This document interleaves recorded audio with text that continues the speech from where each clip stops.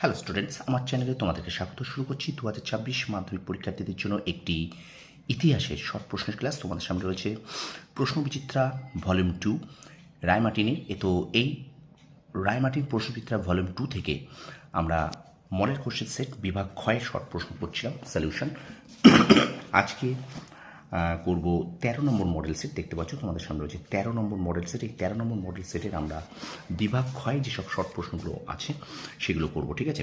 তো এর আগে কিন্তু আমি 12টা মডেল সেট তোমাদের করিয়েছি শর্ট কোশ্চেন এই বিভাগ খ থেকে। তোমরা অবশ্যই ভিডিওগুলো দেখে নাও।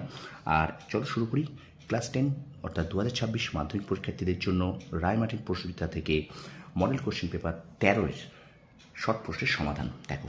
চলো বিভাগ খ থেকে প্রথম প্রশ্ন বলছে, সাঁওতাল বিদ্রোহের সময়কাল উল্লেখ করো। উত্তর হবে 1855 থেকে 1856।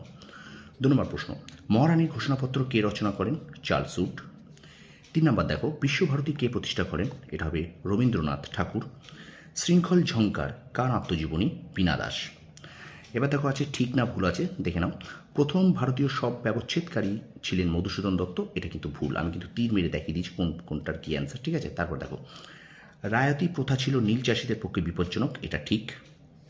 আচ্ছা, প্রথম ভারতীয় সব ব্যবচ্ছেদকারী ছিলেন মধুসূদন দত্ত, ভুল। হ্যাঁ, আর দ্বিতীয়টা হলো রায়তি প্রথা ছিল নীল চাষিদের পক্ষে বিপজ্জনক। এটা ঠিক।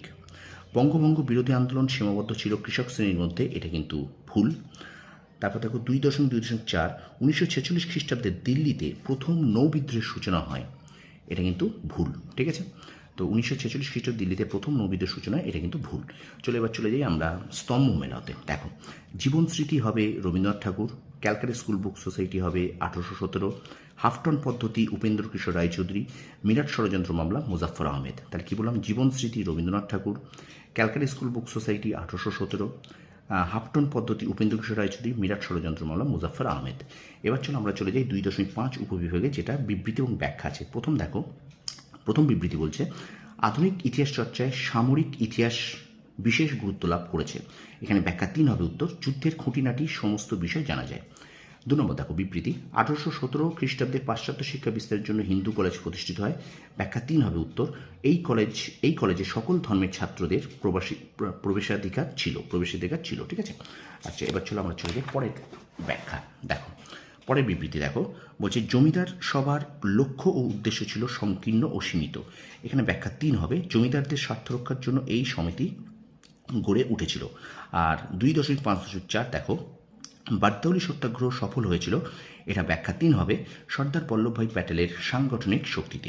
তো এই হলো তোমাদের রায়মার্টিন প্রশ্নবিচিত্রা থেকে ভলিউম 2 থেকে মডেল কোশ্চেন সেট 13 ইতিহাসের বিভাগ ক্ষয়ের শর্ট প্রশ্ন আমরা করলাম। তো এই ধরনের ভিডিও পেতে গেলে অবশ্যই আমার ভিডিওটা লাইক করো, শেয়ার করো। আর আমার চ্যানেল নতুন হলে অবশ্যই চ্যানেলটা সাবস্ক্রাইব করো, পাশে থাকা বেল আইকনটি প্রেস করে রাখো। আমি কিন্তু তোমাদের অনবরত রায়মার্টিন প্রশ্নবিচিত্রা এবং পারুল প্রকাশনী থেকে কিন্তু শর্ট প্রশ্ন করিয়ে দিচ্ছি। সুতরাং শর্ট প্রশ্ন একটু যেন তোমাদের ঘাটতি না থাকে, সেই চেষ্টায় কিন্তু আমি চালাচ্ছি। ভিডিওটা ভালো লাগলে লাইক করবে, কমেন্ট করবে, আর অবশ্যই বন্ধুদের মাঝে বেশি করে শেয়ার করবে। তোমরা সফল হও, তোমাদের সাফল্য কামনা করি। ধন্যবাদ।